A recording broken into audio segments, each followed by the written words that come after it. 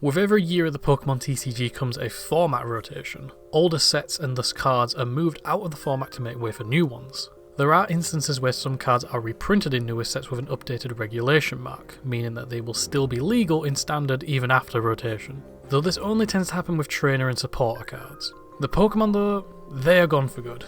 And with our next rotation happening on April 5th, a lot of powerful cards will be leaving the format. Looking at the top decks of the format, each one of them will receive a hit in some way, be it small, large, or the entire deck itself will just be gone. Gardevoir is probably going to receive the most hits out of any deck, losing Mirage Step, Curlier and Shining Arcana Gardevoir. Curlier allowed you for 1 Psychic Energy to bench up to 3 more Curlier from your deck, avoiding the need to bench a Ralts and then wait an additional turn to evolve it, meaning that you could bench 3 Refinement Curlier and then start discarding cards and dig through your deck on following turns.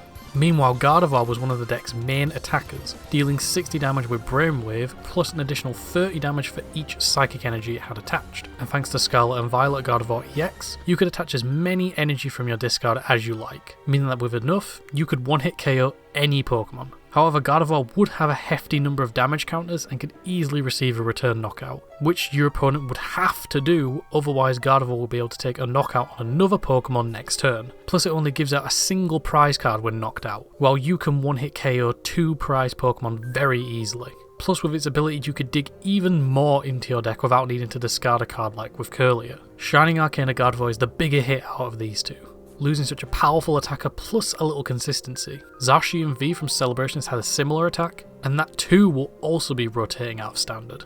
However, with cards like Screamtail, Gardevoir decks might have to resort to that card as their main attacker, unless we receive some other pieces of support in upcoming sets this year. Curlier, on the other hand, isn't a huge loss. Gardevoir already had a ton of tools to dig through the deck and draw a lot of cards on the first turn. Key word there being had.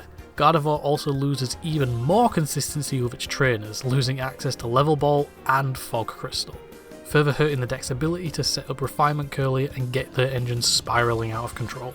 Another deck that will be taking a huge hit is Miraidon, losing access to Flaffy from Evolving Skies. Its ability Dynamotor allows you to attach a basic lightning energy from your discard to a benched Pokemon, allowing you to recycle lost energy while setting up attackers on the bench. With this loss, the deck will have to rely more on cards such as Electric Generator in order to get those energy attachments, unless we get some more lightning support in future sets. Miraidon isn't gone from the format, just not as powerful as it once was. The list just goes on. Even generic cards that supported a plethora of different decks will be leaving the format. Raihan, Escape Rope, Clara, Melanie, Path to the Peak, Cross Switcher, Battle VIP Pass, and much, much more. However, the biggest hits with the upcoming rotation is the loss of 2 entire decks, Rapid Strike Urshifu and Mew V. What many people consider to be the best deck for the last couple years will finally be gone. Despite the numerous number of counter cards that have been released in order to combat this deck, it didn't matter, as Mew V continued to be a dominant force, even winning the 2023 World Championship, and to this day is still topping events, despite being released almost 3 years ago.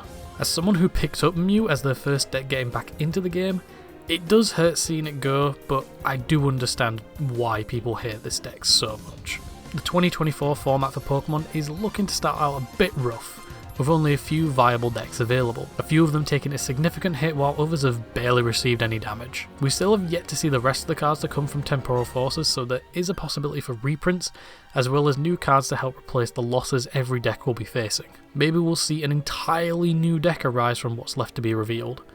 Only time will tell how the format develops over the next few months as more cards are revealed, especially with the European International Championships happening the day of rotation on April 5th. As well as the day that Temporal Forces becomes standard legal.